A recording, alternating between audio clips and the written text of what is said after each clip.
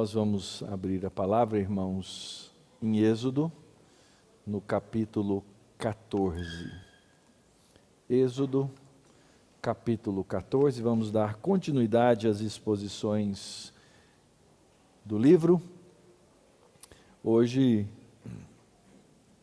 entendendo esse grande episódio da travessia do Mar Vermelho. Um episódio tremendo, fantástico, uma grande ação milagrosa de Deus ao salvar seu povo. Nós estamos usando nessa série a versão Almeida, Nova Almeida atualizada, e você pode acompanhar na sua própria Bíblia, ou você pode acompanhar também aqui na projeção, tá bom? Êxodo 14, nós vamos começar lendo os primeiros versos do texto e ao longo da exposição vamos ler o capítulo inteiro. Então vamos ler agora verso 1 ao verso 4. Diz assim a palavra de Deus: O Senhor disse a Moisés: diga aos filhos de Israel que voltem e se acampem diante de Pi-Airote, entre Migdol e o mar, diante de Baal-Zefon. Em frente desse lugar, junto ao mar, vocês acamparão. Então Faraó dirá a respeito dos filhos de Israel: estão desorientados na terra, presos no deserto. Eu vou endurecer o coração de Faraó para que os persiga, e serei glorificado em Faraó e em todo o seu exército. E os egípcios saberão que eu sou o Senhor. E eles assim o fizeram. Vamos orar? Senhor, abençoa-nos agora, que lemos e leremos ainda mais da Tua palavra santa, bendita, inspirada. E dá-nos, ó Deus, do Espírito Santo que o Senhor mesmo prometeu nessa Escritura, nos guiaria para enxergar a verdade nela. Dá-nos entender, dá-nos compreender. Fala-nos, ó Deus, ao coração e à mente pela palavra. Tem misericórdia de nós. Mostra-nos e ensina-nos, ó Deus, nessa manhã, a Tua salvação. Que as palavras dos meus lábios e o meditar do meu coração sejam agradáveis na Tua presença, Senhor meu, rocha minha, Redentor meu. Amém. Nós, ao longo do tempo, temos estudado essa grande narrativa da Bíblia, que é uma grande história a respeito de como Deus criou, salvou e há de trazer o seu povo para cumprir todo o seu propósito e a sua vontade. Então, quando nós chegamos no livro de Êxodo, nós percebemos que esse livro, que significa saída, esse é o significado do nome, que esse livro, na verdade, é uma continuação do livro anterior de Moisés, que é o livro de Gênesis, no qual nós aprendemos que Deus é o Criador de todas as coisas e que Ele, na sua bondade, criou o homem, criou a terra, criou o homem e colocou o homem numa posição de governo sobre essa terra para cumprir um plano. Deus, desde o princípio, queria fazer o seu nome e a sua glória conhecidos pela imagem dele no homem. É por isso que quando você lê no primeiro capítulo de Gênesis, Deus abençoa o homem, dá uma ordem ao homem e diz: sede fecundos, multiplicai-vos e enchei a terra. Só que no mesmo livro nós aprendemos que o homem desobedeceu ao Senhor.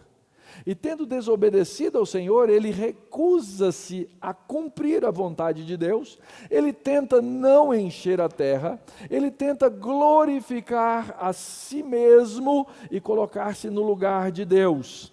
Esse pecado, nós chamamos na teologia, ou esse grande evento de consequências cósmicas, nós chamamos de queda. Mas Deus nunca desiste dos seus planos. Deus nunca desiste dos seus planos. E por isso então Deus traz à história o seu projeto de redenção, o seu projeto de salvação, a maneira como Ele pretende resgatar o homem do seu estado de miséria, do seu estado de pecado, do seu estado de queda, para que o homem possa cumprir o plano dele desde o começo, que é glorificar o seu próprio nome.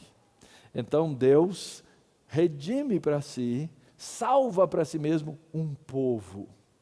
E a história desse povo, ela vai se desenvolvendo no livro de Gênesis, e quando nós vemos, chegamos ali no capítulo 12 de Gênesis, nós encontramos a história de um homem que Deus, de certa forma, traz em evidência singular para estabelecer esse povo. Esse homem se chama Abrão. Deus toma esse homem, faz promessas a Abraão, promete a Abraão uma grande semente, que ele vai ter muitos filhos e que os filhos de Abraão vão cobrir a terra da imagem de Deus. Que plano fantástico! Mas quando a gente olha para os planos de Deus, e porque Deus é todo-poderoso, e porque Deus faz milagres, a gente acha que Deus vai realizar todos os seus planos assim, como Ele fez lá na criação, ao criar todas as coisas. Mas Deus nos surpreende. Os planos de Deus, eles levam tempo para se desenvolver. Do meio dos filhos de Abraão, vem um que Deus faz também a ele promessas, chamado Jacó. E a gente vê que na história de Jacó encontramos muitas sombras, muitas nuvens, muitos pecados, muitas traições. E do meio da família de Jacó, Deus levanta um dos seus filhos, para que no futuro venha salvar a sua própria família e desenvolver através das ações dele os seus planos. É assim que um dos filhos de Jacó, chamado José, vai parar na terra do Egito. Se torna um grande governador, um homem de grande poder. Surge uma grande fome na terra. E Deus usa então a posição na qual José se encontra para trazer a sua família para dentro do Egito, para que também aquela família não seja consumida pela morte naquela grande fome. A narrativa diz que o tempo passou, José morreu, levantou-se um outro rei no Egito, que eles tinham o título de Faraó, e esse faraó não conhecia José, e o que aconteceu? Aconteceu que aquele povo começou a ser oprimido pelo rei do Egito, chamado ou conhecido pelo título de Faraó. Só que em todas as circunstâncias, Deus faz cumprir o seu plano. E a Escritura diz que lá no meio do Egito, aquele povo cresceu, se multiplicou e encheu a terra do Egito. Lembra? Eu acabei de citar Gênesis capítulo 1. O plano de Deus qual era? Sede fecundos, multiplicai-vos, enchei a terra, sujeitai e dominai. O rei do Egito começou a olhar aquele povo crescer e começou a ficar preocupado. Eles vão nos dominar. E eram duas etnias, e eram duas sementes, e eram dois povos, e esse povo descendente, ou o povo de Faraó, ele viu ou enxergou o povo de Deus como seu inimigo, e começou a oprimir o povo de Deus, vendo o povo de Deus como uma ameaça, começou a praticar no meio do povo de Deus uma espécie de genocídio, matar os seus filhos. Ele começou com uma tática mais ou menos, disse para as parteiras, no Egito, isso já está na história de Êxodo, disse para as parteiras, olha, vocês, quando nascerem um menino, matem. As parteiras, entendendo que aquilo não era a verdade ou o melhor, elas simplesmente começam a deixar que os meninos cresçam. Faraó se enfurece, a ponto de Faraó multiplicar a sua tática, dizer, olha, achou um menino que veio de Israel, mata. E nós temos que entender, queridos, que nós estamos envolvidos numa guerra, aonde o genocídio, aonde a morte, aonde todas essas coisas que vêm dos inimigos do povo de Deus, querem nos ver desaparecer da face da terra. Nós temos que entender a história de Deus como um todo. Hoje pela manhã me chamou a atenção muito um vídeo, e eu estou acordado já faz bastante tempo, eu estou no fuso horário da Indonésia, então amanhã para mim significa mais ou menos as 3 da manhã. Eu vi um vídeo de um movimento aqui no Chile, nas ruas da capital chilena, de abortistas, na qual elas faziam danças religiosas e simbolicamente queimavam bonecos de bebês no meio daquilo. Pensa numa cena chocante. Mas não tem nada de diferente nessa cena, sabe por quê? Porque nesse tempo, nos tempos bíblicos, em vários momentos, nós encontramos povos que eram inimigos do povo do povo de Deus, que queimavam seus filhos aos seus deuses.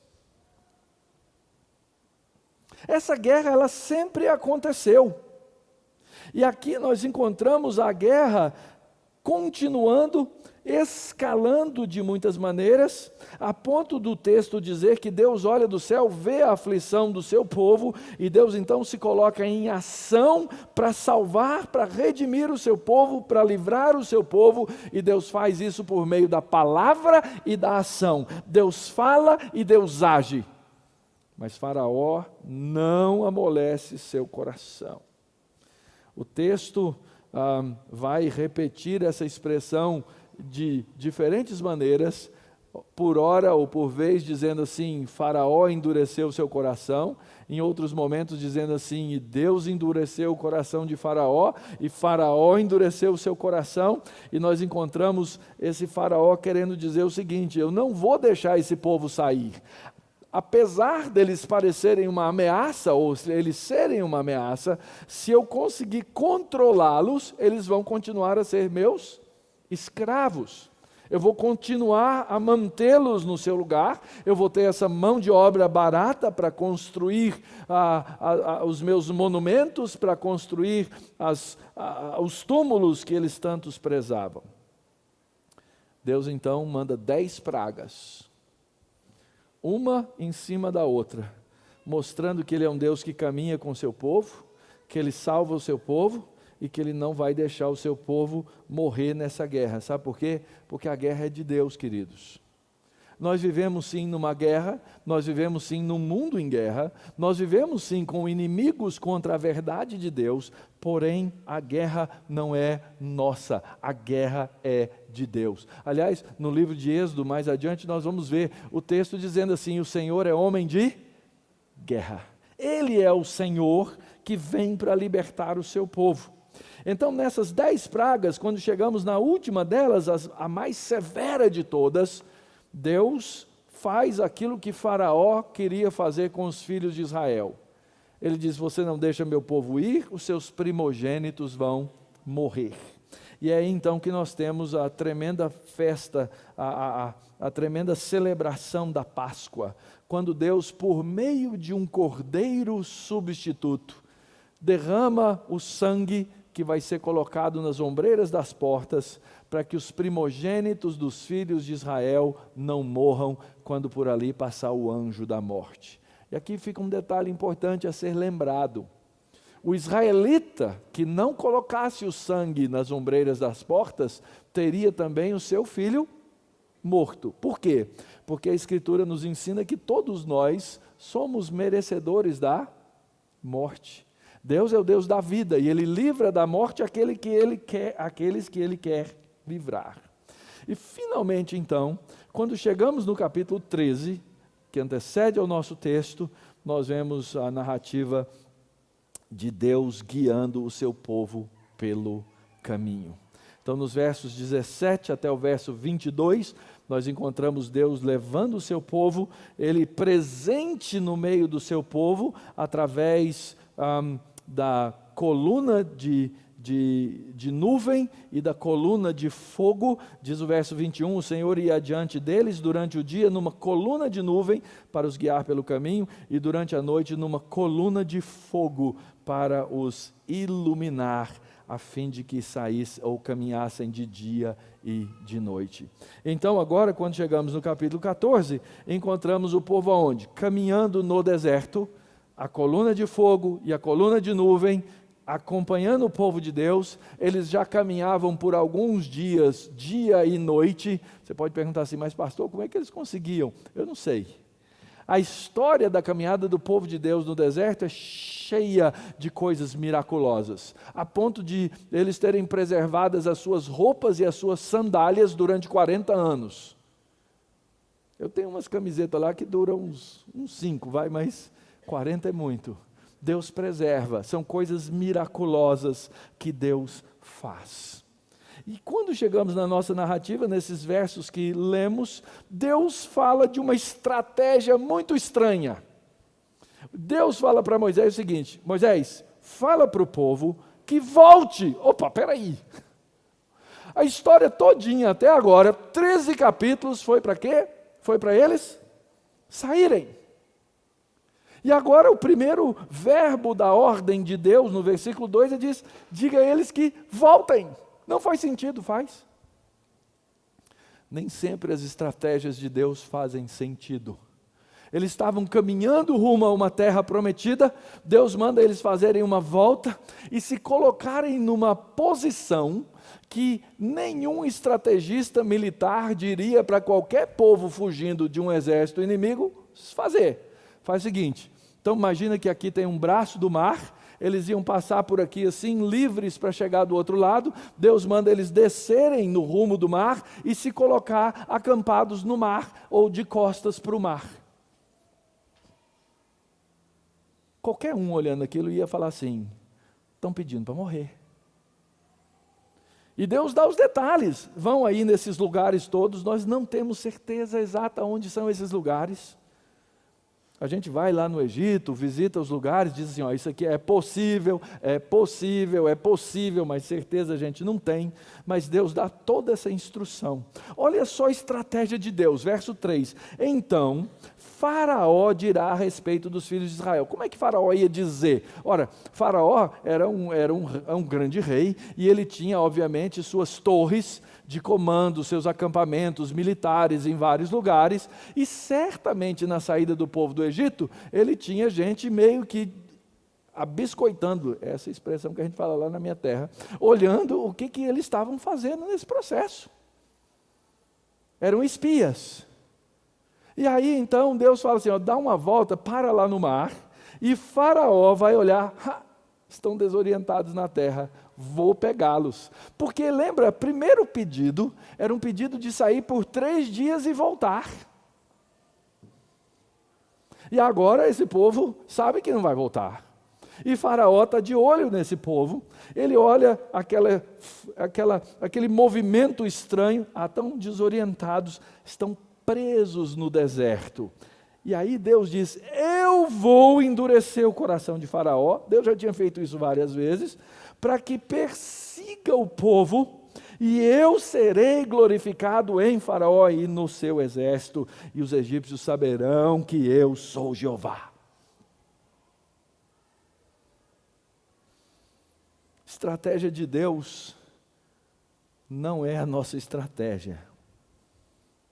Porque Deus consegue ver o mapa da guerra de uma perspectiva, e Ele tem um poder para agir sobre essas coisas, porque a batalha é dEle, a guerra é dEle, Ele é o Senhor de toda a terra, Ele é o Senhor de todos os povos, Ele é o Senhor todo-poderoso e Ele ama a sua glória. Então a estratégia de Deus, por mais estranha que pareça, ela é desenhada para glorificar o nome de Deus. E eu serei glorificado em Faraó e todo o seu exército. Deus faz assim, queridos. Eu fico olhando aqui da minha perspectiva humana a guerra e eu estou envolvido nelas. Nós estamos envolvidos em guerras espirituais. Nós estamos envolvidos na missão de Deus. Nós estamos envolvidos no trabalho de Deus. Eu não sou capaz de perceber aonde Deus vai me levar. E às vezes os caminhos da estratégia de Deus são invisíveis, imperceptíveis, até na sua lógica para nós. O que Ele quer da gente? Ele quer que a gente ouça a voz do comando na Escritura, que nós venhamos a agir por fé em cima daquilo que Ele nos orienta e que nós creiamos, tenhamos a certeza e a certa esperança de que Ele está no controle de todas as coisas. Deus vai glorificar o seu nome na derrota de Faraó. Você fala assim, parece estranho, né, pastor? Gente, não tem nada de estranho. Toda a história da Bíblia é assim. Sabe quando é que Deus trouxe para o seu nome a maior glória? Quando o filho dele foi pregado numa cruz. A estratégia de Deus é não narrável para nós homens. Só depois que Ele mostra que a gente olha para trás e fala, esplêndido, tremendo, fantástico, aquilo que Ele faz. Mas nenhum de nós seria capaz de pensar que Deus faz as coisas dessa maneira. Que Ele seria capaz de trazer glória ao nome dEle por meio do inimigo dEle e do povo de Deus mordendo o calcanhar do seu filho para morrer na cruz. Então, se tem coisa estranha acontecendo na sua vida, coisas que você não está entendendo por que Deus está orientando e deixando acontecer, sabe de uma coisa? As estratégias de Deus não são como as nossas estratégias. A nossa lógica não alcança a lógica das coisas perfeitas de um Deus que enxerga a história como um todo. O que Ele quer de você? O que Ele quer de mim? O que Ele quer da Igreja Presbiteriana da Barra Funda? O que Ele quer da igreja onde você está? Que nós confiemos nele. Essa é a primeira lição que precisamos aprender aqui. Uma segunda lição importante continua no texto. Verso 5, vamos ler. Sendo, pois, anunciado ao rei do Egito que o povo fugia, mudou-se o coração de Faraó e dos seus oficiais contra o povo e disseram, que é isso que fizemos permitindo que Israel nos deixasse de servir? E Faraó aprontou o seu carro de guerra e levou consigo o seu povo. Levou também 600 carros de guerra escolhidos e todos os outros carros de guerra do Egito com capitães sobre eles. Normalmente um desses carros de guerra, ele carregava 3 pessoas. Alguém de um comando maior e 2 de comando menor, para acompanharem. 600 carros, alguns milhares de pessoas, fora os que estavam a pé, caminhando com aquele exército. Quando Faraó ouviu dos seus espias que o povo fugia como? Ele não deixou o povo ir? Deixou, mas lá na cabeça dele, lá no fundo, ele pensava assim, bom, eles vão voltar daqui 3 dias. Se bem que ele já tinha até dito, eu não quero nunca mais ver a cara de vocês. Mas quem é que quer perder mão de obra? Quem é que ia continuar a construir as obras faraônicas? Eles caíram na real e falaram assim, nós somos trouxa. A gente deixou esse povo sair. Que é isso que fizemos? Então Faraó apronta o seu carro, organiza o seu exército, e lembra, era um grande povo caminhando no deserto. E agora quem vai sair correndo atrás desse povo depois de alguns dias de caminhada é um exército treinado supostamente, com seus oficiais, com a sua organização, com seus animais, com seus cavalos, com suas armas de guerra e assim por diante. E a lição que aprendemos aqui, meus irmãos, é que o inimigo do povo de Deus não desiste. Vou mais uma vez falar bem claro aqui, Faraó, nesse texto, representa Satanás. Ele é o inimigo do povo de Deus que odeia o povo de Deus. E ele não desiste. Hoje, no dia em que nós vivemos, ele ainda não desistiu, apesar da sua contada derrota. A Escritura diz que esse inimigo, ele se disfarça, ele faz de tudo para enganar o povo de Deus, de alguma maneira, faria e enganaria, segundo a própria Escritura, até os eleitos, se possível fosse.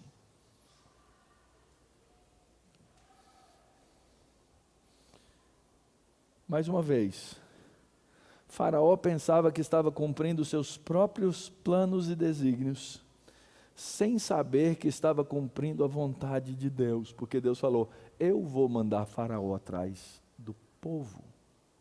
Lembra? Faraó primeiro não deixou o povo ir, depois ele negociou, chegou um ponto no meio das pragas que ele fala para Moisés assim, ó, tá bom, pode ir, e ora por mim, tá? Né? Ele fala isso. Quando finalmente ele deixa o povo ir, agora que o povo já está a caminho no deserto, ele manda o seu exército de volta para perseguir o povo de Deus. Deixa eu falar uma coisa para você que você precisa entender bem, querido.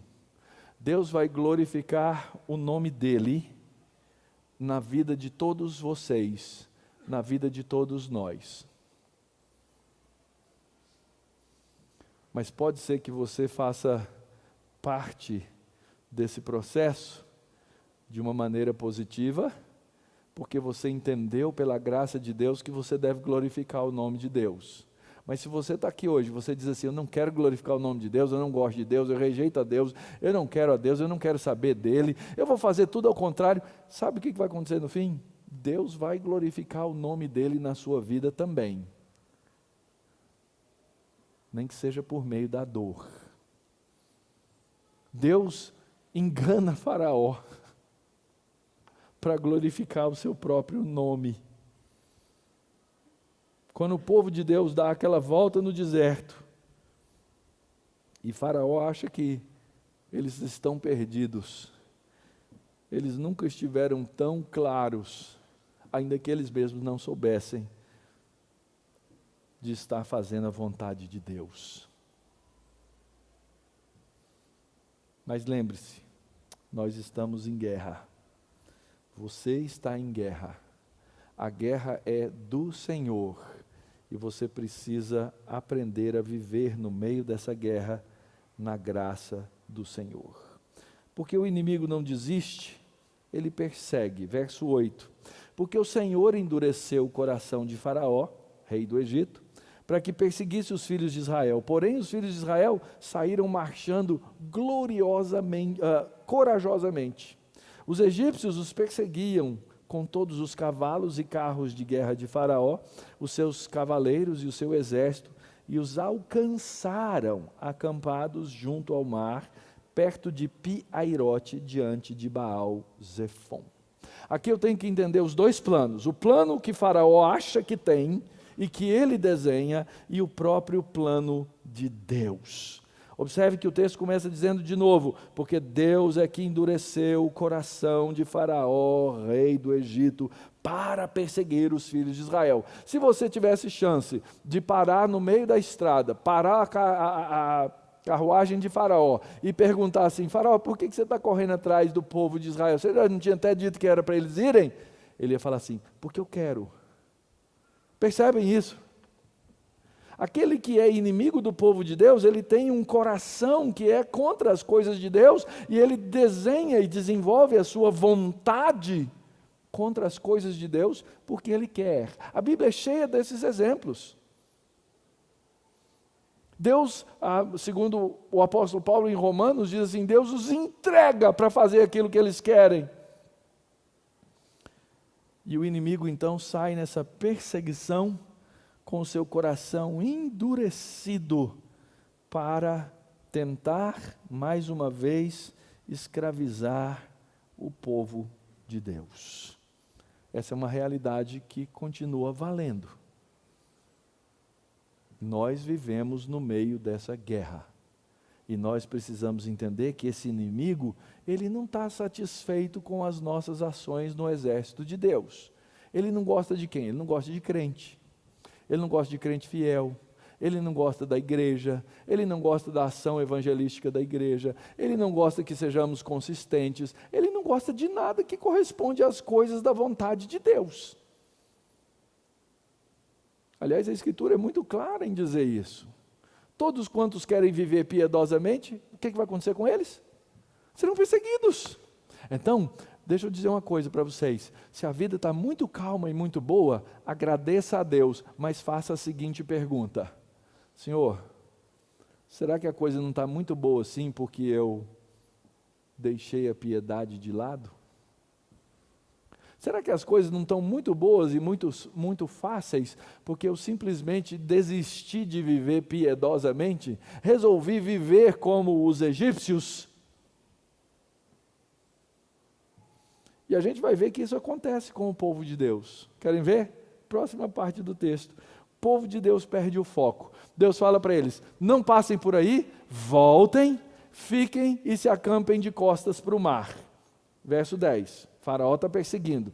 E chegando o Faraó, os filhos de Israel levantaram os olhos e eis que os egípcios vinham atrás deles.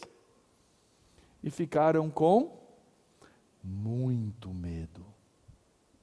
Então os filhos de Israel clamaram ao Senhor e disseram a Moisés: olha só, será que foi por não haver sepultura no Egito que você nos tirou de lá? Quando eu falo Egito, qual a primeira coisa que você lembra? Do quê? Pirâmides. Pirâmides era o quê? Sepulturas. Eles estavam céticos, irônicos. Palhaçada, Moisés, será que não tem sepultura suficiente? Você tirou a gente de lá agora para morrer aqui na beira do mar? Será que não, por não haver sepulturas no Egito, é que você nos tirou de lá para nós morrermos nesse deserto? O que foi que você fez conosco tirando-nos do Egito? Não foi por isso que dissemos a você no Egito: deixe-nos em paz, para que sirvamos os egípcios? Pois teria sido melhor para nós servir os egípcios do que morrer no deserto. Que coisa triste isso aqui, irmãos. É alguém dizendo: eu amo a escravidão, porque ela me traz alguns confortos. Eu não quero a liberdade, eu desprezo a liberdade, porque a liberdade tem um custo. E eu estou com medo. O povo de Deus perdeu o foco. O povo de Deus, que era acompanhado por um pilar de fogo e um pilar de nuvem, a presença manifesta e clara da presença de Deus no meio do seu povo, levanta os olhos, vê o exército de Faraó e morre de medo. Impressionante. E talvez você esteja aí falando: se fosse eu, não era assim. Desculpa, querido. Todos nós somos assim. Nós perdemos o foco, nós deixamos de olhar para o lugar certo. Aliás, tem vários episódios nesses textos que falam assim: olha para o lugar certo. Lembra quando o povo, isso vai ser lá no livro de Números, quando o povo foi picado pelas serpentes?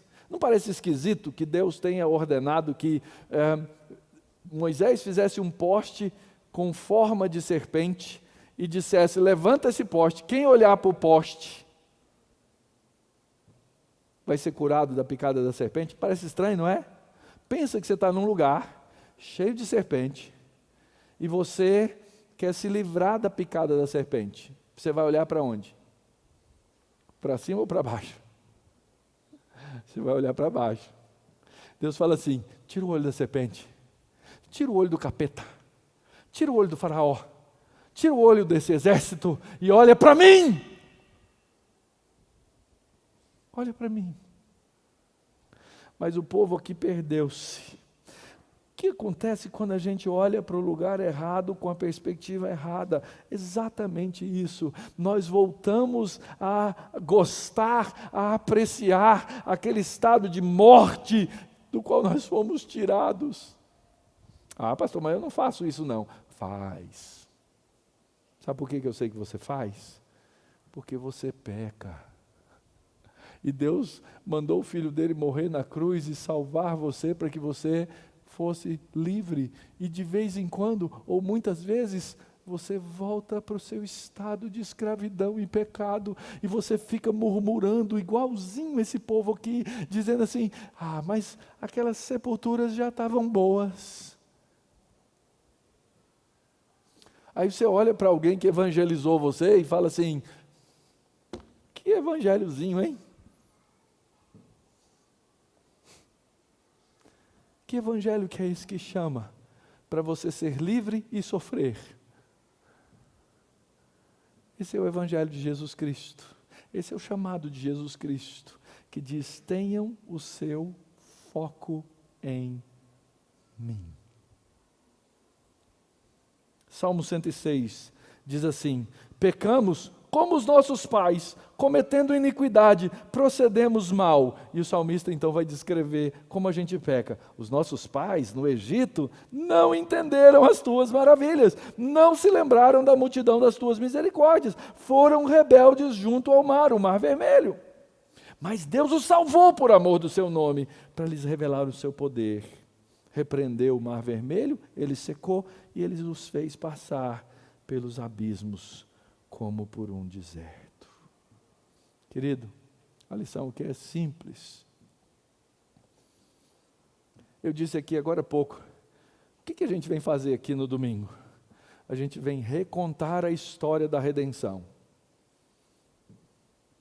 A gente lembra da criação, a gente lembra da queda, a gente lembra da redenção de Cristo, a gente lembra da consumação que Ele vai nos dar. Todo domingo a gente faz isso aqui. Talvez você perguntasse assim: pastor, você não está cansado? Não, porque todo domingo o seu sermão é o mesmo. É mesmo.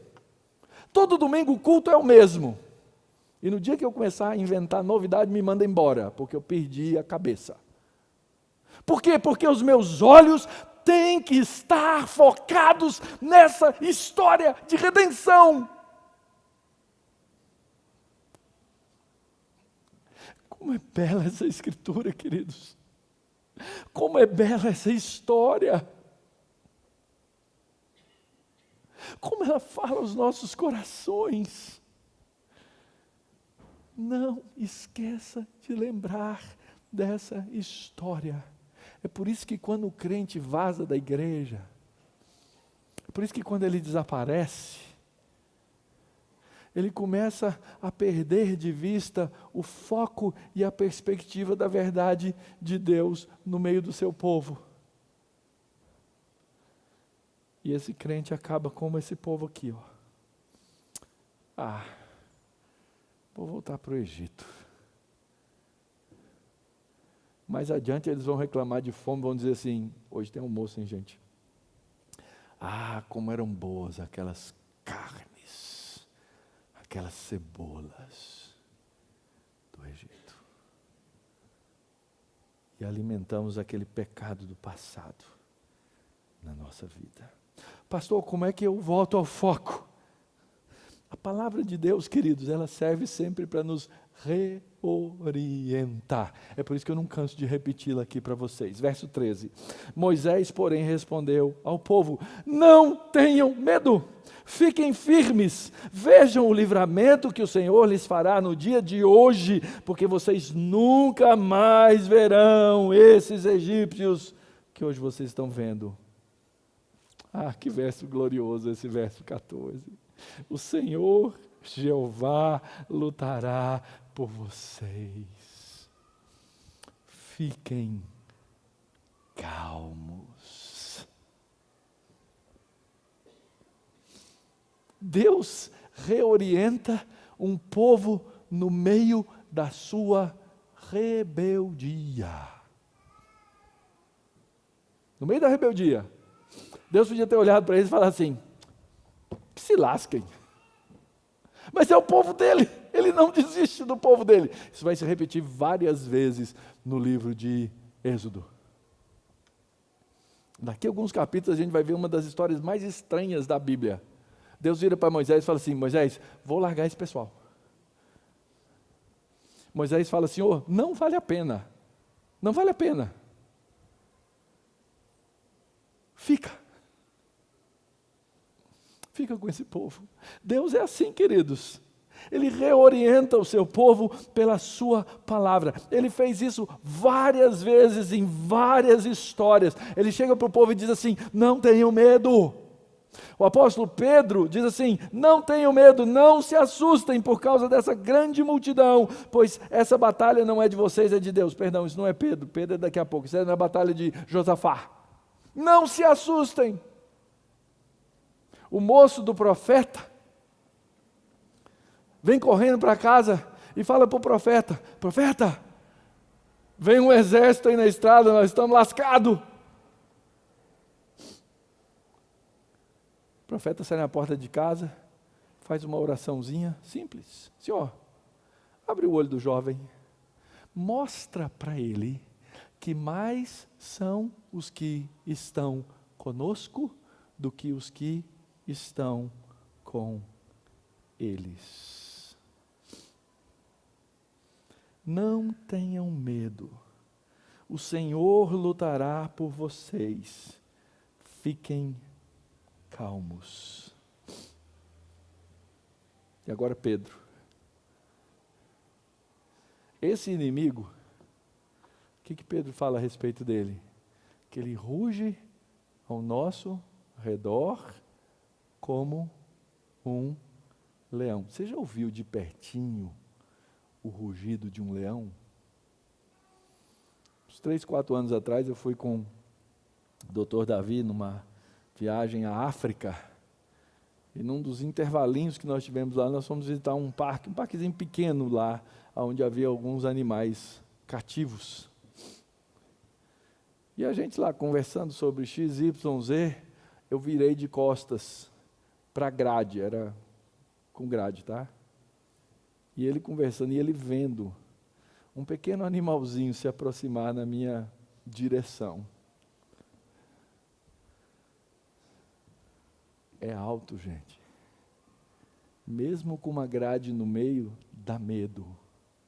Satanás faz assim, ele fica rugindo ao nosso redor para nos dar medo. Nós precisamos olhar para onde? Para a palavra que nos reorienta quando Deus diz o quê? Não tenham medo.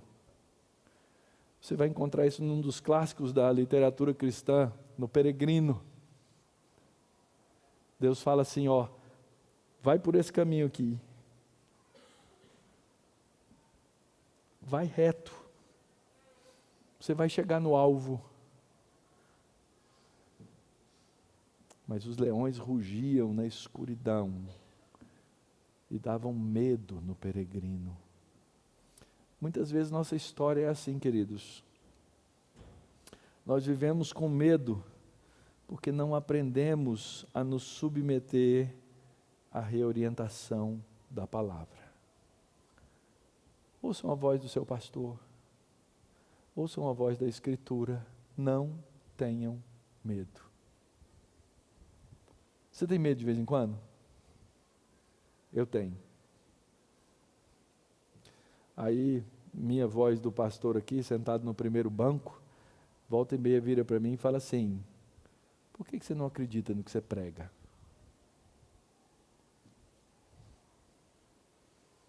Porque eu tenho medo. Você tem medo. Nós precisamos da reorientação da palavra de Deus. Vamos caminhar, né? Verso 15. O Senhor ordena para a sua própria glória. Verso 15 diz assim: por que você está clamando a mim? Diga aos filhos de Israel que marchem. E você levante o seu bordão, estenda a mão sobre o mar. As águas se dividirão para que os filhos de Israel passem pelo meio do mar em seco. Eis que eu vou endurecer o coração dos egípcios, para que venham atrás de você e entrem no mar. E eu serei glorificado em Faraó, em todo o seu exército, nos seus carros de guerra e nos seus cavaleiros. E os egípcios saberão que eu sou o Senhor, quando for glorificado em Faraó e nos seus carros de guerra. Tem hora, gente, que a gente fica igual o povo de Israel. Primeiro a gente perde o foco. Aí a gente começa a murmurar. Quando Deus está dizendo para a gente simplesmente essas mesmas coisas, continue marchando. Continue marchando. Olha só, ele diz assim, por que vocês estão clamando? Diga aos filhos de Israel que marchem. Você, Moisés, eu já te dei o cajado, eu já te ensinei o que fazer. Levanta o cajado, eu vou fazer a obra. A obra é de Deus, a guerra é de Deus, nós somos povo de Deus, exército de Deus. O que a gente faz? A gente marcha. A gente caminha. A gente faz as coisas de Deus. A gente enfrenta as pequenas batalhas do dia a dia. A gente combate a mentira. A gente combate o pecado na nossa vida. A gente trata bem os outros. A gente pega a palavra, aplica a palavra, uns para com os outros, marchando. Tem hora que a gente filosofa demais. Deus aqui está dizendo, para de murmurar e marcha.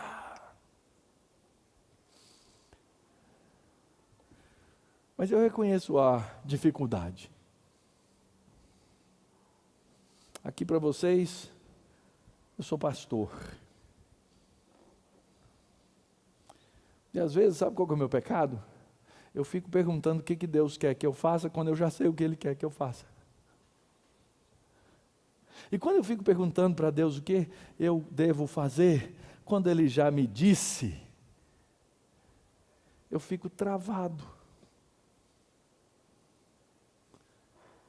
Então, cabe a nós a tarefa de marchar nas coisas de Deus, de acordo com a orientação da palavra de Deus.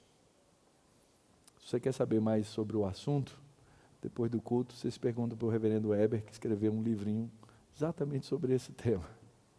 Eu espero estar falando de acordo, viu, pastor? Como discernir o que Deus quer que eu faça? E muitas vezes Deus quer simplesmente que eu cumpra aquilo que Ele já ensinou na palavra dEle, para que o nome dEle seja glorificado. Sabe quando o nome de Deus é glorificado, meu irmão? Quando você encontra uma dificuldade e você fala a verdade. Quando você tem que superar um obstáculo, e sim, você se esforça por fazê-lo, sabendo que Deus está na frente. O fato é que Deus aqui fez uma promessa. Ele falou assim, Moisés, levanta o cajado, eu vou abrir o mar, vocês vão passar com os pés secos, e os egípcios vão se afogar. A história de Êxodo tem muita teoria por cima dela. Essa história é contada em muitos livros. Uma das traduções e uma teoria é sobre, na verdade, o povo não ter atravessado o Mar Vermelho, que é o grande mar que tem ali naquela região, mas que eles teriam atravessado um mar de juncos, que era um lugar meio pantanoso, com juncos, e o povo teria atravessado naquele lugar com uma facilidade, e Deus não teria feito um milagre. E conta a história que o pregador estava pregando a respeito, sobre o tema, e o pregador era meio liberal. E aí um irmão na plateia, animado, disse assim, que grande milagre Deus fez. E o pastor, com essa ideia de que não havia sido grande milagre, que eles tinham atravessado num mar raso de juncos, disse assim, não se engane, eles atravessaram numa pocinha d'água lá no mar de juncos. E o irmão gritou assim, que grande milagre Deus fez, matou o exército de Faraó em 15 centímetros d'água. Deus age miraculosamente, irmãos. Nós precisamos entender que Ele faz isso para a glória do seu próprio nome. Olha só como Ele age, verso 19. Então o anjo de Deus que ia diante do exército de Israel se retirou, passou para trás deles, e também a coluna de nuvem se retirou de diante deles e se pôs atrás deles. Ia entre o exército dos egípcios e o exército de Israel. A nuvem era escuridão para os egípcios, mas iluminava a noite para o povo de Israel. E assim que durante toda a noite os dois exércitos não puderam se aproximar. Vamos imaginar a cena aqui. O povo de Deus, os milhares que chegaram à beira do mar, estavam ali acampados. De repente vem chegando o exército de Faraó. E eles vão vendo e ficando com medo, porque o exército se aproximava. Eles reclamam com Moisés, e eles tinham o quê? Eles tinham a nuvem, o pilar e o pilar de fogo. Mais adiante a gente vai entender que essa nuvem protegia eles do sol durante o dia e permitia o pilar de fogo que eles caminhassem durante a noite. Deus pega esses dois elementos sobrenaturais e miraculosos e coloca atrás do povo. Um atrás do outro. Primeiro, a nuvem, que fazia com que o exército de Faraó ficasse na escuridão e no breu absoluto. E na frente o pilar de fogo, que fazia o quê? Luz para o povo de Israel. Deus fez o quê? Cegou os olhos dos egípcios e iluminou o caminho do seu povo, abriu o mar, e lá vem o povo atravessando. As expressões do texto são muito fortes, dizendo eles atravessaram de pé seco,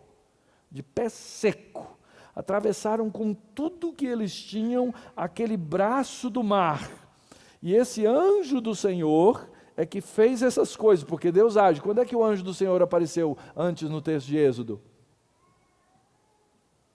Lembra? Na sarça ardente, trazendo luz a Moisés, e na 10ª praga, trazendo morte aos primogênitos. Deus agindo. Ora, o povo de Israel passa a pé seco. Esse ato de Deus protege o povo de Deus e faz com que eles sejam salvos. E nós temos que entender uma coisa aqui da literatura bíblica.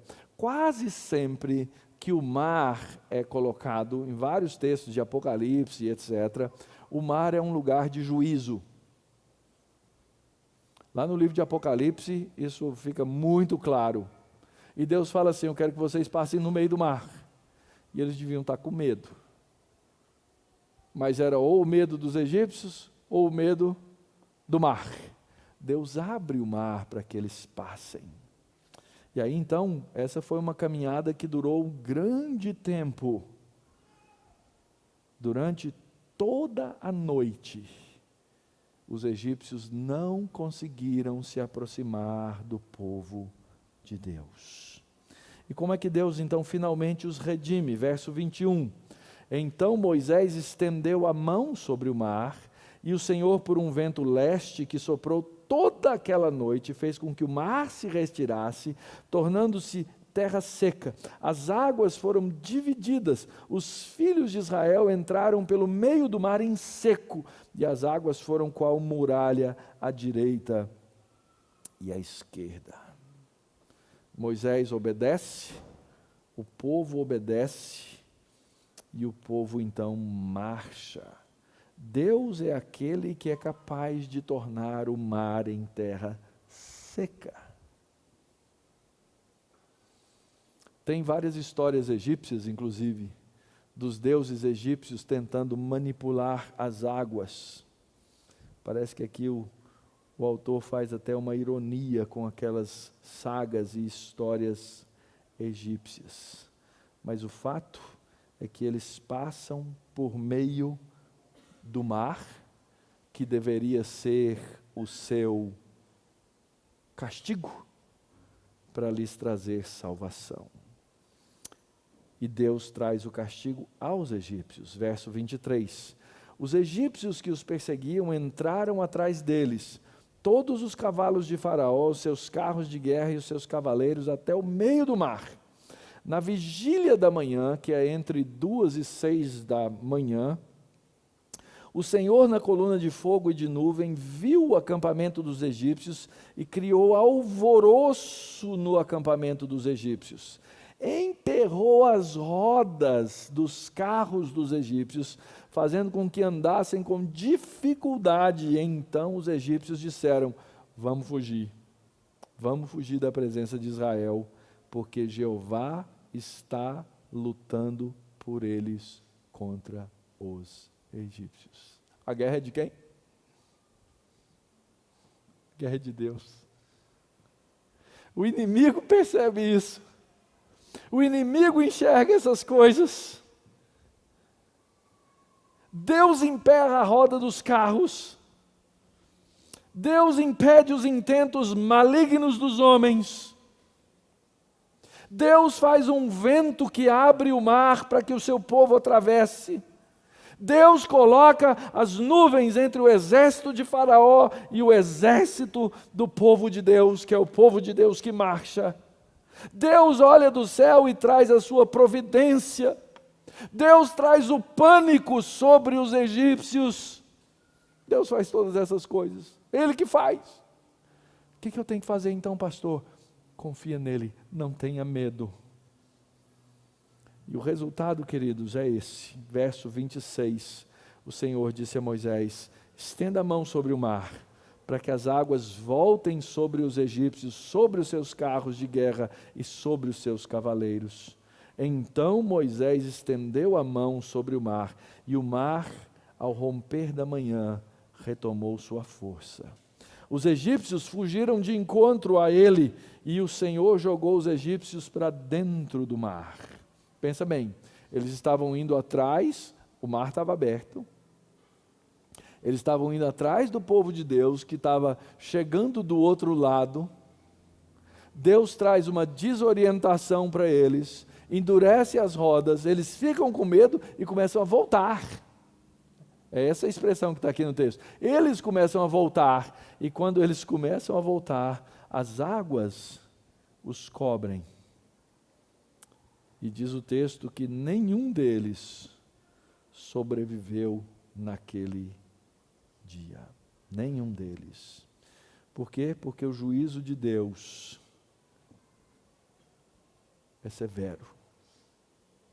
O juízo de Deus é contra os inimigos do povo de Deus. E o mundo vai entender isso. A Escritura diz que no fim da história, todo joelho vai se dobrar, toda língua vai confessar, e todos os homens vão reconhecer o senhorio de Cristo. Até esses egípcios que morreram. Eles serão ressuscitados para fazer isso. Mas eles vão reconhecer. E o texto termina de maneira maravilhosa. Verso 29, mas os filhos de Israel caminhavam a pé enxuto pelo meio do mar. Percebe? Eles não tinham nem chegado do outro lado. O mar começou a fechar ao contrário. E as águas lhes eram quais muralhas à direita e à esquerda. E o texto diz, e assim o Senhor livrou Israel. Que história! Que história, queridos! Assim o Senhor livrou Israel naquele dia das mãos dos egípcios. Lembra quem é que oprimia o povo com mão forte? Os egípcios. Deus os livra daquela mão forte pela sua própria mão. E Israel viu os egípcios mortos na praia do mar. E Israel viu o grande poder que o Senhor havia usado contra os egípcios. E o povo temeu o Senhor. E o povo confiou no Senhor e em Moisés, seu servo. É assim que Deus livra o seu povo. Com uma cruz. O que a gente tem que fazer diante disso, queridos? Primeira coisa, isso deve nos colocar num estado de alerta e vigilância, uma sóbria e calma vigilância. As armadilhas de Satanás, os planos de Satanás, as coisas de Satanás, elas não devem ser aquelas coisas que orientam a nossa vida. Deus diz assim, não tenham medo, fiquem calmos, eu sou o Senhor da guerra. Mas por outro lado, eu tenho que entender que eu estou na guerra. Que existe sofrimento. Que existe dor. Mas eu preciso confiar absolutamente nele. Voltando a Pedro, capítulo 5, verso 8. Sejam sóbrios e vigilantes. O inimigo de vocês, o diabo, anda em derredor como um leão que ruge, procurando alguém para devorar. Resistam-lhe firmes na fé, certos de que os irmãos de vocês, espalhados pelo mundo, estão passando por sofrimentos iguais aos de vocês. E o Deus de toda graça, que em Cristo os chamou para a sua eterna glória, depois de vocês terem sofrido por um pouco, Ele mesmo irá aperfeiçoar, firmar, fortificar, fundamentar vocês. Louvem a Deus, a Ele seja o domínio para sempre. Não se confundam com as estratégias do inimigo. Confiem nas estratégias de Deus. Lembra? A estratégia de Deus é a cruz. Quando você estiver perturbado, com dúvida, olhe para a cruz, olhe para Cristo. O Novo Testamento compara a cruz de Cristo àquela cobra lá no deserto que foi levantada, que Deus mandou Moisés levantar. Olhe para a cruz, querido. Olhe para Cristo. Olhe para a obra e para a redenção, para o sangue que Ele derramou. Sem esquecer que dia a dia estamos sendo entregues como ovelhas para o matadouro. Pastor, como é que eu resisto? Efésios capítulo 6. Use a armadura que procede de Deus, porque Ele é um Senhor de guerra. O que Paulo diz lá na armadura de Deus? Você tem que usar o quê? A espada do Espírito, a Escritura, o capacete da salvação. Todas essas coisas, meu irmão, leia a sua Bíblia, aprenda com a Bíblia sobre a armadura que procede de Deus, para que você possa passar o dia mal e sair inteiro do outro lado. Tenha a perspectiva correta na batalha. Nossa luta é por fé, não por vista. Então, a Escritura, o Espírito iluminando essa Escritura, a comunhão do povo de Deus, é onde você vai adquirir a perspectiva correta. Mantenha-se no passo. Você vai ouvir muita gente, você vai ouvir o inimigo constantemente dizer, não, olha, toma esse atalho, faz esse outro caminho. Não, continue na marcha. E assim o Senhor vai livrá-lo.